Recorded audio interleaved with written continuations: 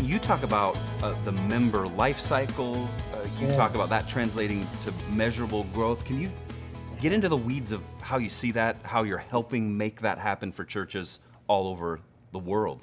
Would love to, absolutely. So one of the things, and when I was in venture capital, is you usually have these companies come to you and they say, hey, here's why I'm worth, $10 billion. And they have these PowerPoint decks that are about these thick. And what I typically say at some point is I'd stop and I'd say, hey, can you just draw on a single piece of paper what the journey looks like your customers go through? How do they engage with you as a business? So when I joined the church, I tried the same thing. On a single piece of paper, can I draw what it looks like for us as a church? Now, I know it's oversimplified, but I think our job at the oversimplified highest level is take somebody I just call not yet Christians, way at the top of their journey, and we walk them through some steps all the way down till they become fully committed followers of Christ.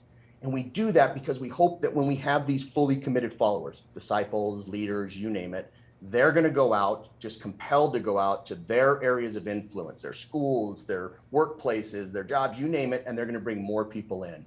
So what I said was, hey, if that's our job, how good are we at it? Right? Can we even track and measure if we're effective at doing this? So we looked at it and said, what are those things? What are those steps that we hope everybody does? Because we know when they do those steps, the probability of that heart transformation that we're looking for goes way up. And those are things like being baptized, getting in small groups, serving, giving of your resources, sharing your faith, things like that.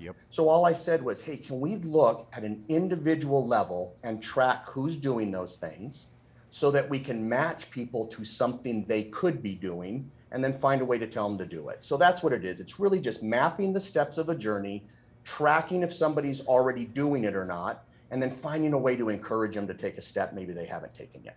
It's so smart and so important.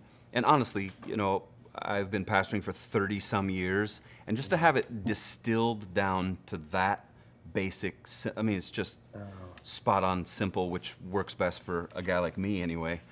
Well, I appreciate it. I think that that's one of the things that I like to encourage from a business is to say, hey, can you take something relatively complex? I'm not trying to say what we do as a church isn't complex, it is. But can we put it in a way that's simple for people to understand what they can do to grow in their faith? So we worked hard to really distill it down to make it simple to understand, though it might be somewhat complex to engage in, but at least really easy for people to know what they can do.